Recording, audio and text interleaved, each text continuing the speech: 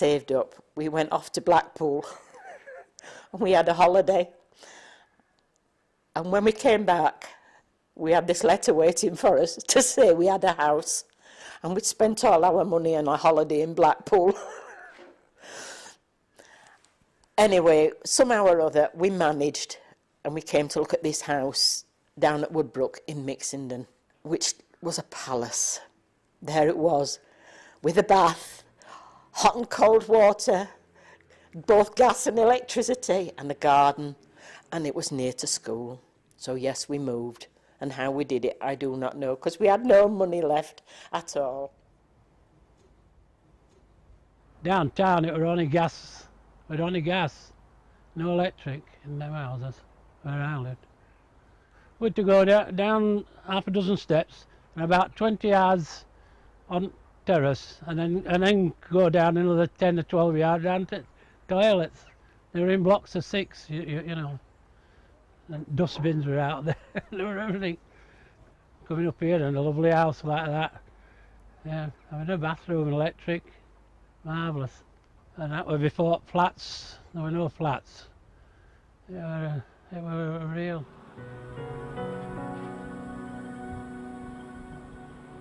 It's proper people. We've got Welshie in tonight, we've got Scotty in tonight, ex-landlords of here. Welshie told me some tales tonight about people he's had in here, behind his bar. And I said, what's the best tales you've had behind bar? He said, the 2 best tales were a young lad come in one night, and he wandered in, he went, are you 18, dear Welshie? Because he were keen on that. Go Welshie! He went, how old are you? He said, I'm 19. He went, what do you want? He said, I'll have a pint of water with a dash of lager. He went, you what? He said, I'll have a pint of water with a dash of lager.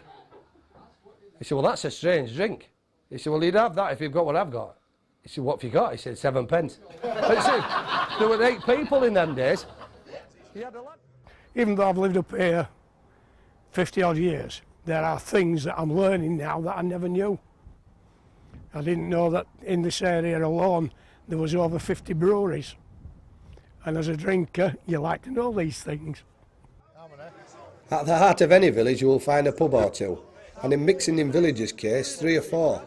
There was the Crown and Anchor, the Hare and Hounds, the 3 Horseshoes and the Shoulder and Button. But some people believe you can never have enough pubs, and in the 60s the pub that became a focus for all that was good about Mixie, and later all that went wrong, opened for business. Well, I moved to Mixenden in 1958. Then eventually, after I was widowed, I married Jeff. He was already in the pub and had been for about 2 years. Well, this was the main entrance to the car park. And the pub was about central to it. A bit like a Swiss chalet, weren't it, I used to think. And after the refurbishment, I made the tap room the biggest room into the tap room, where we had 2 great big pool tables and dartboards and then a domino area. It was massive. And they made the smaller room into the lounge. And they just refurbished it from top to bottom. And it looked absolutely beautiful after that had been done. And everybody liked it.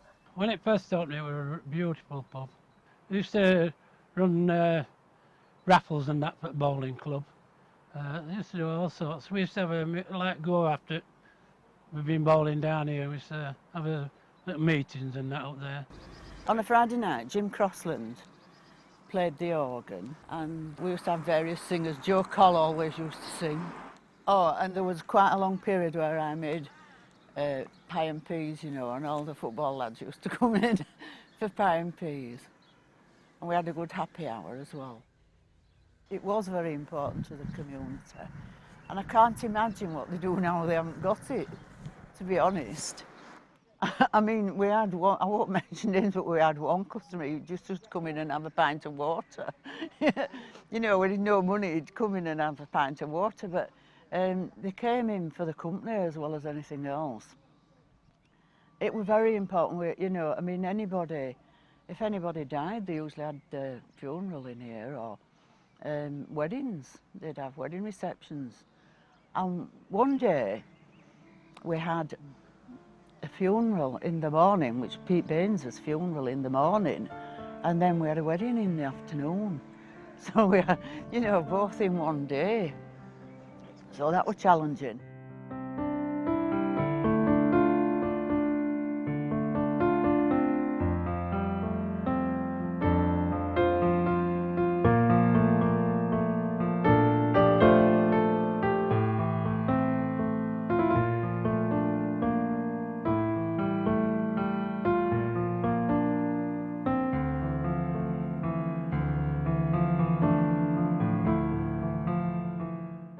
We always had a pensioners' party every Christmas as well.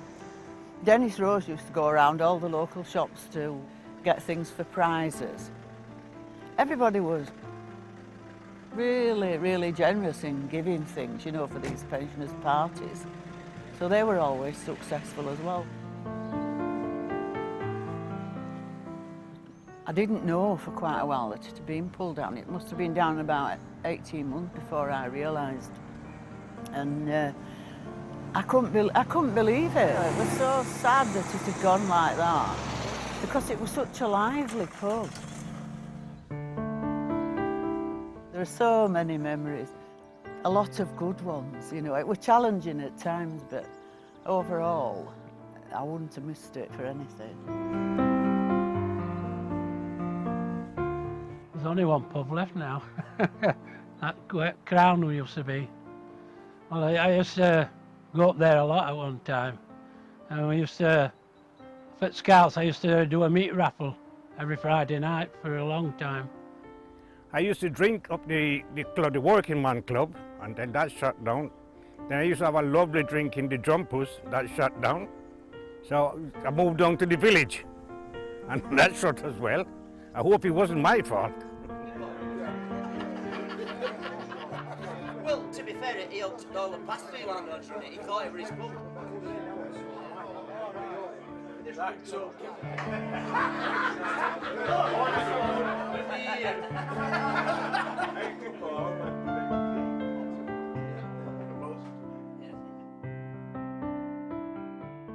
While the pubs have come and gone in Mixenden, the local church, whose foundation stone was laid in 1954 by the Vicar of Wakefield, has survived.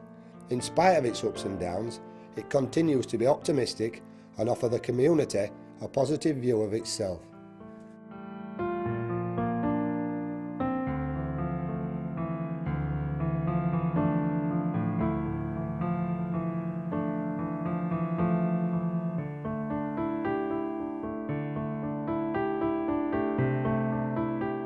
I've been here since 2001, and my first post was as curate. So I served for 3 years with the then vicar, Mavis Neville, who has since retired. And as she retired, I would normally have gone on to another parish, but the diocese asked if I'd stay and become priest in charge of Mixenden at that time. I just had a feeling that this was the right place to be. I've always had a background of working and living on estates. So when I came to Mixenden, to me it was an exciting project to be able to come here and to be able to look at, in a way, making the church more central. In the actual community itself, I chaired what used to be called Mixenden for the Future, which then became a part of Mixenden Initiative. We also had connections with the Parents Centre, which was originally set up with some funding from the Church Urban Fund. And obviously by being involved with people such as those at the Community Centre and other groups in the area, we're able to build up those links with people. To me, church isn't just about getting people here on a Sunday morning, it's about what we do Monday to Saturday. A lot of that takes place outside of the church, but also the building itself lends itself to groups coming and using here. So we've made close connections with the local jazz band. They come here for their annual service before their competition season starts.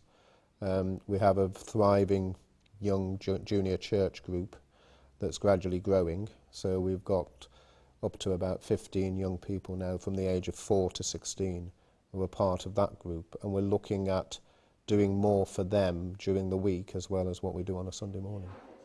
We also have the luncheon club, which is predominantly over 50s, but what we do there, twice a month we have the lunch, And then the first Monday of the month, we follow the lunch with a service in church of Holy Communion for those who want to stay, and others actually come and join us for that service. Well, Sue's been a long-standing member of this community for many years, as has her husband Dave. David himself was church warden here at one time. Sue is now church warden and has been for the last 7 years in the time I've been here. And they've done a lot in terms of building up and being involved with community groups. I've been coming here now for over 30 years.